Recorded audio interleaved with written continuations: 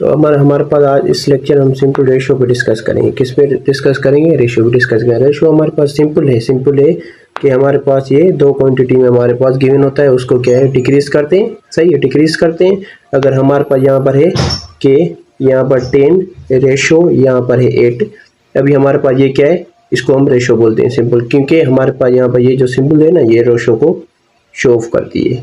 सही है, तो हमारे पास अभी जब इसको सोल्व करेंगे तो हम डिक्रीज करते जाएंगे। डिक्रीज क्या है कि सेम टेबल लगाएंगे। सही है, सेम क्वांटिटी में डिक्रीज करेंगे, फिर हमारे पास क्वांटिटी जो गिवन होगी वो हमारे पास स्मॉल हो या लार्ज हो उस पर डिपेंड नहीं होता। तो अगर यहाँ पर भी 2 का टेबल लगाएंगे तो यहाँ पर भी 2 का टेबल लगाएंगे। सही है, यहाँ पर 5 का लगाएंगे तो यहाँ पर भी 5 का ही लगाएंगे। तो अभी हमारे पास रेशो क्या बचा, 5:4। तो हमारे पास ये सिंपल, हमारे पास ऐसे रेशो को सोल्व करते हैं। हमारे पास क्या है, 5:4 आ गया। तो अभी हमारे पास सिंपल ये भी बोलेगा कि अगर हमारे पास रेशो फॉर्म में है, क्या है रेशो फॉर्म में, और कन्वर्ट करो किस में, फ्रैक्शन फॉर्म में।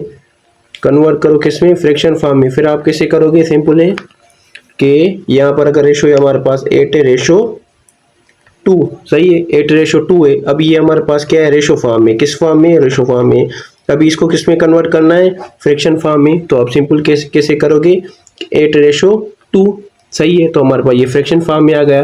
तो अगर हमारे पास यहाँ पर बोले कि फ्रैक्शन में हमारे पास गिवन हो और हमें कन्वर्ट करना हो किस में, रेशो में, तो आप सिंपल क्या करोगे कि हमारे पास यहाँ पर एक फॉर एग्जाम्पल 5/2। सही है, अभी ये हमारे पास क्या है, फ्रैक्शन फॉर्म में। हमें कैसे मालूम होता है कि P/Q फॉर्म में लिखते हैं, P ये Q ये। सही है, और हम इसको जब रेशो फॉर्म में लिखेंगे तो कैसे लिखेंगे, हमारे पास सिंपल है कि 5:2। सही है, तो हम सिंपल है, जब हम रेशो अगर हमारे पास गिवन होगा उसको फ्रैक्शन में कन्वर्ट करेंगे तो ऐसे लिखेंगे। अगर हमारे पास फ्रैक्शन गिवन हो और रेशो फॉर्म में लिखेंगे तो ऐसे लिखेंगे, सिंपल।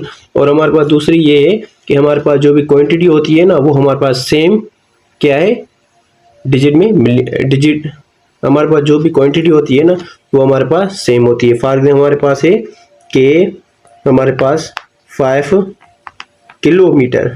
किलोमीटर। सही है, और हमारे पास सेकंड क्या है कि रेशो में 2 किलोमीटर। सही है, हमारे पास ऐसे नहीं होगा कि यहाँ पर हमारे पास 5 किलोमीटर हो और हमारे पास यहाँ पर 2 मीटर हो, ओनली मीटर हो। तो यहाँ पर हमारे पास देखो कि दोनों क्वांटिटी हमारे पास सेम नहीं है। सही है, दोनों प्रोडक्ट आप ऐसे कर लो कि दोनों प्रोडक्ट हमारे पास सेम नहीं है। तो आप सिंपल क्या करोगे, ये हमारे पास जो किलो है ना, किलो, क्योंकि हमारे पास यहाँ पर ओनली मीटर है, तो किलो को फर्स्ट ऑफ ऑल सोल्व करके इसको मीटर में करोगे, उसके बाद दोनों को सोल्व करोगे। तो किलो का हमारे पास किसके बराबर होता है, 1000 के। 1000 को 5 से मल्टीप्लाई करो तो 5000 और मीटर ये रेशो, ये 2 मीटर। अभी हमारे पास ये सोल्व हो सकता है किसमें, रेशो में। सही है, अगर यहाँ पर ये कंडीशन होती तो यहाँ पर हमारे पास सोल्व नहीं करते।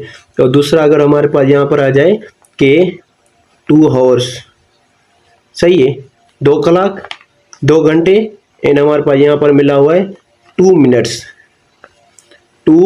मिनट्स। सही है, अगर हमारे पास ऐसी कंडीशन आ जाए यहाँ पर 2 घंटे हो और यहाँ पर 2 मिनट हो, तो सिंपल क्या करेंगे, ये जो हमारे पास 2 आवर्स है ना, इसको फर्स्ट ऑफ ऑल किसमें, मिनट्स में कन्वर्ट करेंगे, उसके बाद सोल्व करेंगे। ऐसे हम कभी भी सोल्व नहीं कर सकते। सही, अभी हमें मालूम है कि 1 आवर्स में हमारे पास कितने क्या होते हैं, मिनट्स होते हैं। तो हमें मालूम है कि 60 मिनट्स होते हैं। जब हमें मालूम होगा कि 16 मिनट्स होते हैं तो हमारे पास क्या है कि हम सिंपल है कि 2 को मल्टीप्लाई किससे करेंगे, 16 से। जब 16 से मल्टीप्लाई करेंगे तो हमारे पास क्या आ जाएगा, 2 × 16, हमारे पास क्या आ जाएगा, 2 को 0 एंड हमारे पास 12। सही है, तो ये हमारे पास किस में होगा, मिनट्स में हो गया, मिनट्स में हो गया, और ये रेशो ये भी मिनट्स। सही है, अभी दोनों हमारे पास क्या है, प्रोडक्ट सेम हो गई, दोनों हमारे पास क्या है, क्वांटिटी सेम हो गई कि ये भी हमारे पास मिनट्स में, ये भी मिनट्स में। सही है, तो हमारे पास ये सिंपल ऐसे रेशो क्या है, हम सोल्व करते हैं। क्या करते हैं, सोल्व। तो हमारे पास ये सिंपल क्या है कि हमारे पास रेशो के ये सिंपल कुछ कॉन्सेप्ट थे, किसमें, बुक क्लास 6 तो अभी भी अगर आप को समझ में नहीं आया तो आप कमेंट में बता देना, तो मैं सारे क्वेश्चन सोल्व कर दूंगा। क्योंकि मैं ये इसलिए क्वेश्चन सोल्व नहीं करता क्योंकि आप ये जो मैं एग्जाम्पल करवाता हूँ उससे रिलेटिव होते हैं। अगर ये आप समझ जाओगे तो वो ऑटोमेटिकली क्या है सोल्व कर लोगे। सही है। अगर ये फिर भी अगर आपको नहीं समझ आ रहा तो आप कमेंट में बता दो, तो मैं आपको क्या है शेयर कर दूंगा सारे आंसर्स।